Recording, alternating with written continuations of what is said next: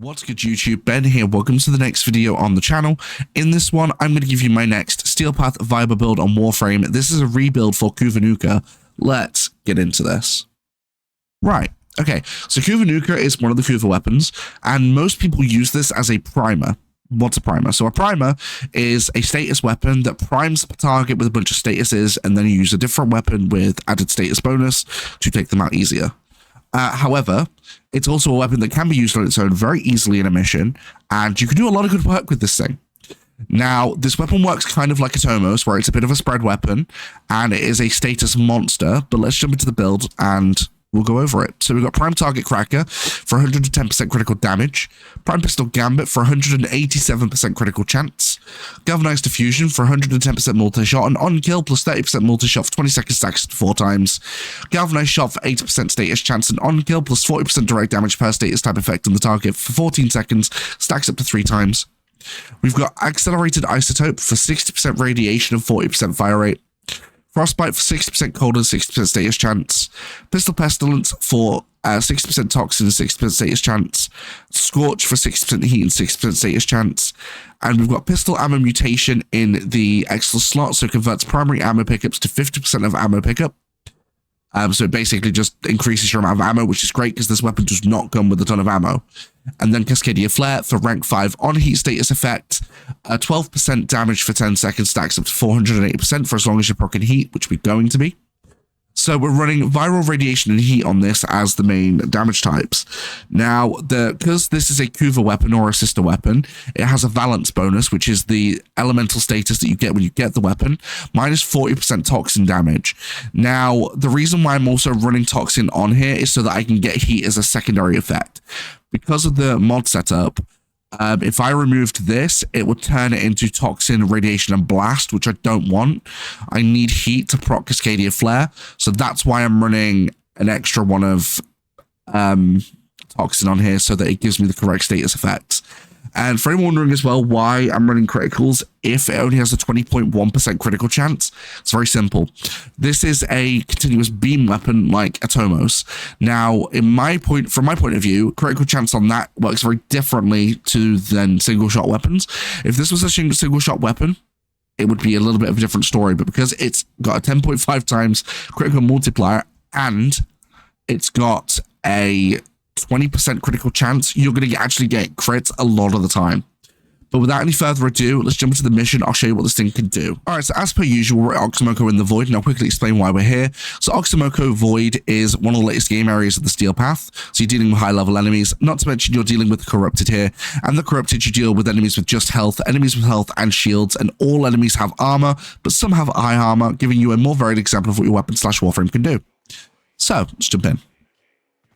So, we're going to start proccing off our effects, and it's going to start off slightly slow, but as you can see, you instantly start nuking through pretty much everything, and of course, because it is a spread weapon, the damage will spread to other enemies in the region of area as well, and the more status effects you proc, the higher damage you're going to do.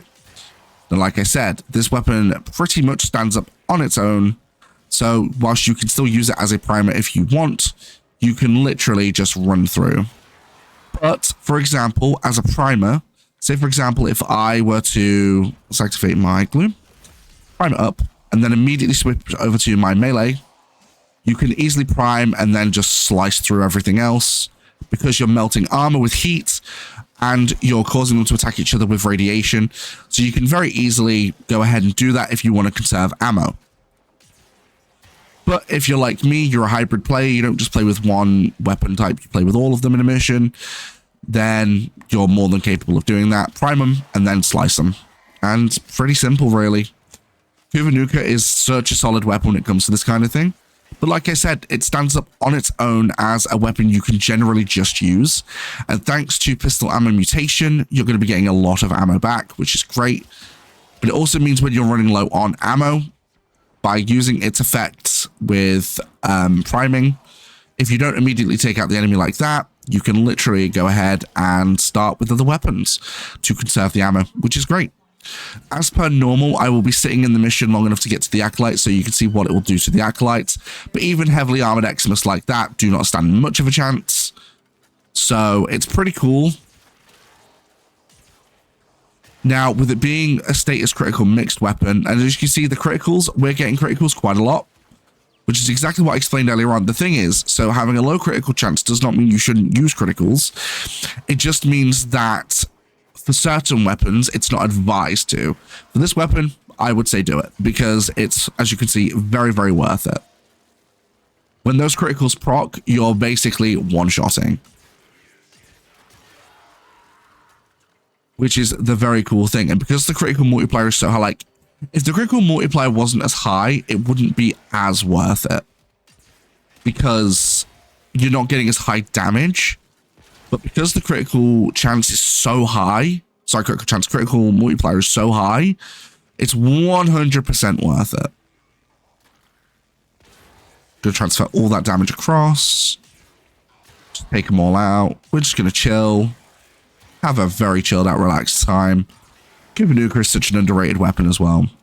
Like, for me, it goes Kuva Nukor than Atomos. I love Atomos, especially with its incarnate form. But Kuva Nukor on its own is ridiculously strong.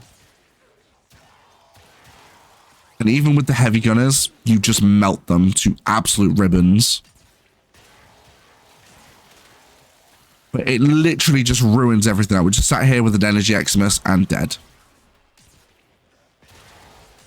Like, it just ruins everything. It's even better as well once it hits those criticals. Once it hits the crits, that's it. It's game over for whatever enemy you're hitting. And as you can keep an eye on the ammo as well, because our ammo isn't really going down thanks to secondary ammo mutation, or pistol ammo mutation rather. So Kuva Nukor's biggest drawback is its ammo. But with pistol ammo mutation, more often than not, you're just going to get ammo. So you don't even need to really worry about it. So if you want to, you can very easily go through a whole mission with just this weapon. And like I said, you're not going to have much difficulty doing it either. Just going to go through and just melt everything. We've actually almost completed the mission. I'm hoping the acolyte shows up, because I need an acolyte to pop up so you guys can see what this does to an acolyte. But very fast going through an entire exterminate mission with this thing. I would say the only issue you may run into is going through long endurance missions, but as long as you're getting kills, you're not going to have an issue with ammo, like, at all. Your ammo's pretty much going to always go up. I was going to have to keep taking out enemies until the acolyte popped, because it's very unfortunate. But thanks to the fact that we're always proccing status to our status chance being over 100%, you're always landing heat, which is always going to proc Cascadia Flare. So that is pretty well advised. Please tell me an acolyte's going to show up. Like, it's very rare that they don't. But then again, I also don't normally go through a Steel Path mission this quickly, so.